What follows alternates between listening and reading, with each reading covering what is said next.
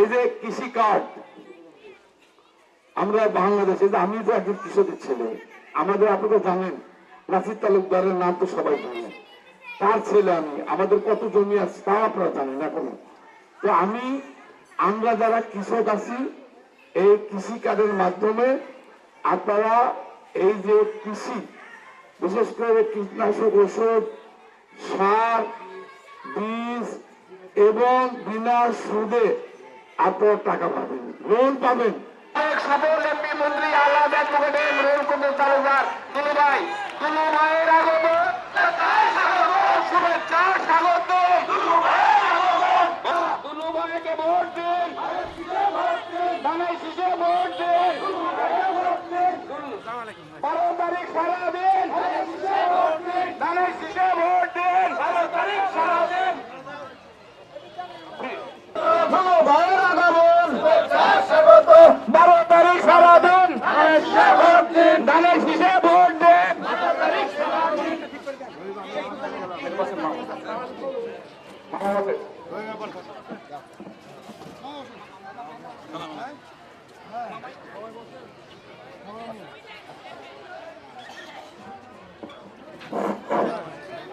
প্রিয় এলাকাবাসী,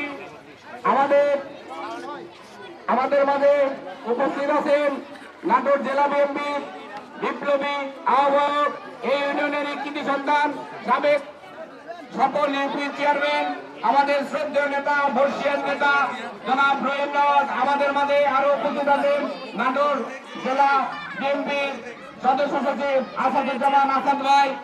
বিসমিল্লাহির রহমানির রহিম। আজকের এই নির্বাচনী প্রচারণা, আপনারা জানেন যে আজ থেকে আনুষ্ঠানিকভাবে আগামী 12 ফেব্রুয়ারি যে জাতীয় সংসদ নির্বাচন অনুষ্ঠিত হতে যাচ্ছে, সেই সংসদ নির্বাচনের আজ থেকে, এবং সেটা এই 7 ইউনিয়ন থেকেই আমি কিন্তু আমার নিজের ইউনিয়ন বা আমার নিজের বাড়ি থেকে আমি শুরু করিনি। আপনাদের চেয়ারম্যান, আপনাদের এই এলাকার আপনাদের প্রিয় নেতা রহিম নওয়াজের ইউনিয়ন থেকে আমি শুরু করেছি, এবং আজকের এই 12 ঘড়িয়া এই নির্বাচনী প্রচারণা সভার সভাপতি আমাদের জসিম ভাই, এখানে উপস্থিত এই গ্রামের যারা, আমার সোহেলের বাবা, আমাদের ইয়া ভাই কি বলে সুলেমান হাজি সাহেব, উনি মারা গিয়েছেন। উনি প্রথম এই গ্রামে আমাকে নিয়ে এসেছিলেন। আমার কুবার বাড়ি গ্রামে আমার উনি মারা গেছেন, ওনার ছেলেরা আছে, এখানে আছে কিনা জানেন, আকরাম, আনোয়ার, আকরাম। তো একসময় গ্রামে আমি এসেছিলাম অনেক আগে, 1900 ফুটবল খেলতে, এই মাঠে আমি একদিন ফুটবল খেলতে আসছি ছোটকালে, বাসিদুপুর থেকে। আমি বাসিদুপুর টিমের হয়ে খেলতে আসছি, প্রিয় ভাই বোনেরা। এবং পরবর্তীকালে এই গ্রামে যখন রাস্তা ছিল না, এই আমার সুলেমান ভাই একসময় জাতীয় পার্টি করত, উনি আমাদের সাথে যোগদান করলেন, আনুষ্ঠানিকভাবে যোগদান করে এই দলের দায়িত্ব এখানে নিলেন। এবং 1996 সালে আমি যখন এমপি হলাম, উনি বিপুল ভোটে অনেক কষ্ট করে সেদিন এই গ্রামের যারা আজকে যুবক, অনেকে মরে গেছে, ইয়ে ছিল বোধহয় আমাদের হান্নানি গ্রামের, হান্নান তো মারা গেছে, তারপরে শরীফ ভাই, তারপরে আমাদের যদিও কুতুব ভাই মুক্তিযোদ্ধা আওয়ামী লীগ করতো, আমাকে অনেক ভালোবাসতেন। তার ভাই একটা ছিল মেম্বার, কুতুব ভাই কিনা ফজল মেম্বার, তো মারা গেছে না, যাই হোক, সে আগের কথা আমি বলতেছি, আজ থেকে আরো 30-40 বছর আগের কথা। আজকে মান্নান তো লতিফ, তারপরে আমাদের রশিদ এই স্কুলের সভাপতি বানালাম, তারপরে আমাদের সোহেল, যদিও সোহেল তখন ছোট ছিল, এজাজ, এই সুলতান আমাদের কাঠুয়াঘাটি মাতব্বরি করে, আকবর, আনোয়ার আনোয়ার হ্যাঁ উমর আলী, সবগুলো আমি মনে মোটামুটি সবাই কিন্তু মনে আছে। আমার ভাই কি মনে ওমর আলী জামুরিয়া চাকরি দিচ্ছে আর কি।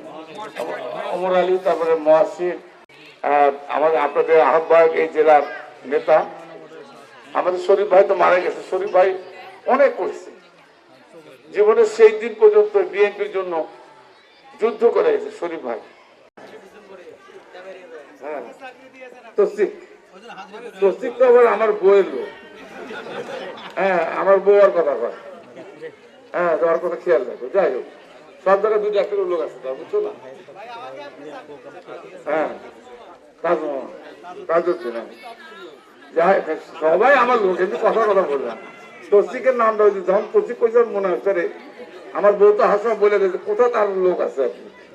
হ্যাঁ তো আজকে যাই হোক এখানে উপস্থিত আমার জেলা বিএনপির সদস্য সচিব আসাদ এখানে আসছে, আমাদের রহিম তো আছেই, আমাদের আলম ভাই, আমাদের এই ইউনিয়নের সভাপতি আমাদের সাবেক জামাল বাবাজি, আমাদের সাইফুল, তারপরে হাসু, এই ইউনিয়নের অন্য অন্য নেতৃবৃন্দ আমার সঙ্গে আসছে। রাসেল লনি আমাদের বিএনপি সাবেক স্বেচ্ছাসেবক সাধারণ সম্পাদক, তারপরে আমার সঙ্গে আরো আছে মোস্তাক, রানা, লাম থেকে শুরু করে আমাদের সকল আমার অ্যাডভোকেট সাকুয়াত আসছে উপজেলা চেয়ারম্যান, হ্যাঁ ডিউক আসছে, কামরুল আছে আমাদের জেলা ছাত্র সভাপতি সেক্রেটারি ছিল, এবং আমার অন্য অন্য নেতৃবৃন্দ, আমার এই গ্রামের আমার মা বোনেরা, মুরব্বীরা, আসসালামু আলাইকুম। আমি যখন ভোট চাইতে আসছিলাম আমার মা বোনেরা মনে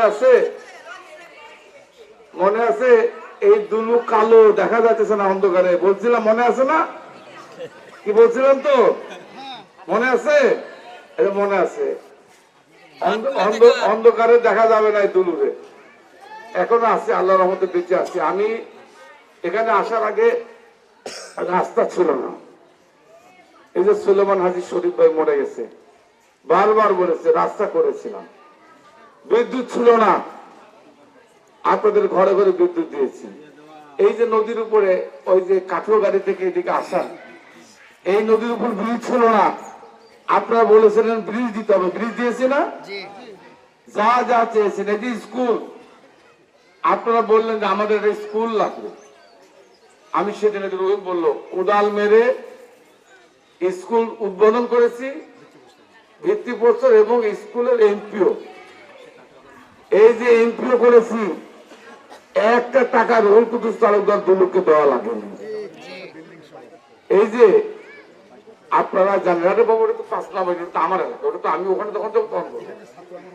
যাই হোক কাটোয়াগাড়ি তো ওটা আমার নিজেরই না, ওটা তো করবোই।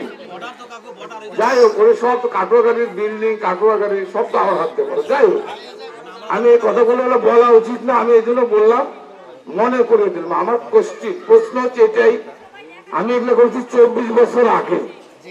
আমি জানতে চাচ্ছি এই 24 বছরে একটা দেখান, একটা কাজ হচ্ছে? মা বোনেরা বলে একটা কাজ হচ্ছে? একটা স্কুল না হয়েছে, কাজ হয়েছে কি? এই স্কুলে যদি চাকরি লাগছে, যিনি এমপি ছিলেন ভোট ছাড়া, তাকে 10 লাখ 15 লাখ টাকা করে টাকা দেওয়া লাগছে, আপনাদের মেয়েদের ছেলেদের চাকরি হচ্ছে। ওই যে আনোয়ার কি বললে, ওই যে আনোয়ার বলে যে 7 লাখ টাকা দিচ্ছে তার চাকরি পাবে, হ্যাঁ তার মুক্তিযোদ্ধার সন্তান। যাই হোক আমি এই কথাগুলো জাস্ট বললাম মনে করার জন্য। তার মানে 24 বছর কোন উন্নয়ন হলে ভাগ্যের পরিবর্তন হয় নাই।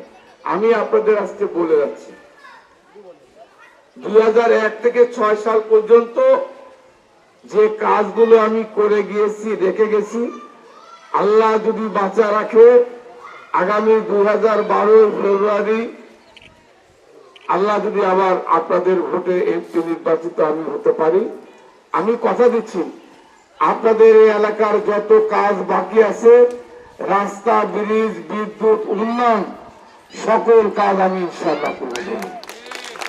এবার আমি টার্গেট করেছি মা বোনেরা, গতবার রাস্তা করেছি, বিদ্যুৎ দিছি, এবার টার্গেটটা কি জানেন? এবার টার্গেটটা হচ্ছে আমাদের যে সমস্ত ছেলে মেয়েরা যারা শিক্ষিত, যারা লেখাপড়া শেষ করে বেকার, যারা এই যে আনোয়ার বললো টাকা দিয়ে চাকরি হয়নি, রহিম কুদ্দুস তালুকদার দুর্নীতি শাসন আমলে কাউকে টাকা দিতে হবে না, চাকরির জন্য কারোকে ধর্ণা দিতে হবে না। প্রাণ নিয়ে এসেছিলাম নাটোরে আমি মন্ত্রী থাকা অবস্থায়, ওই প্রাণে 12 থেকে 13,000 ছেলে মেয়ে চাকরি করে নাটোরের সন্তানেরা। আর এবার আল্লাহ যদি বাঁচা রাখে আপনাদের এই এলাকায় প্রাণের মতো, এই যে রহিম বলেছে দত্তর বাগান জায়গা লাগবে, আমি বলছি জায়গা দেবো, দত্তর বাগানে জায়গা দেবে, সেখানে ইন্ডাস্ট্রি হবে, সেখানে আপনাদের ছেলে মেয়েরা 10 থেকে 15,000 ছেলে মেয়ের কর্মসংস্থানের ব্যবস্থা আমরা করবো ইনশাআল্লাহ। সময় যেতে আরো বোধহয় 5-7 জায়গা যেতে হবে, ওটা বলবো। এই যে বিলের পানির কথা আপনারা বলেন, আমি অলরেডি এখান থেকে পানি নিষ্কাশনের জন্য কাগজ রেডি করে গত 3 দিন আগেও এই কৃষি মন্ত্রণালয়ের যিনি মন্ত্রী আছে জেনারেল জাহাঙ্গীর, আমি বলেছি এটা যেহেতু এখানে অনেক আখ এখনো তুষার জমিতে পড়ে আছে, এই ডিপার্টমেন্টের যে সেক্রেটারি আছে সচিবালয় তার সাথে কথা বলেছি, সচিব আমাকে বললো যে স্যার আমি চেয়ারম্যানকে বলছি অলরেডি বোধহয় তারা পানি সেচের বোধহয় একটা ব্যবস্থা করেছে, পানি বোধহয় অলরেডি কাজ শুরু হয়েছে, পানি নিষ্কাশন হবে। তবে এটা হয়তো ভোটের আগে সাময়িক ভাবে হবে, আমি কথা দিচ্ছি আল্লাহ বাঁচা রাখলে এই পানি নিষ্কাশনের জন্য এদিক দিয়ে ক্যানেল করে ওই নদীতে, নারদ নদী এর কি নদী বা হুদা নদী, হুদা নদীতে এই পানির ব্যবস্থা আমি করে দেবো, এমনি আপনার টেনশন। আমি বললাম তো 24 বছরে যেটা হয়নি, এবার আল্লাহ যদি বাঁচা রাখে ইনশাল্লাহ, আল্লাহ বাঁচা রাখছে আপনাদের কাছে, আপনাদেরকে সেবা করার জন্য আমাকে, আমি বেঁচে আছি শুধু আপনাদের জন্য।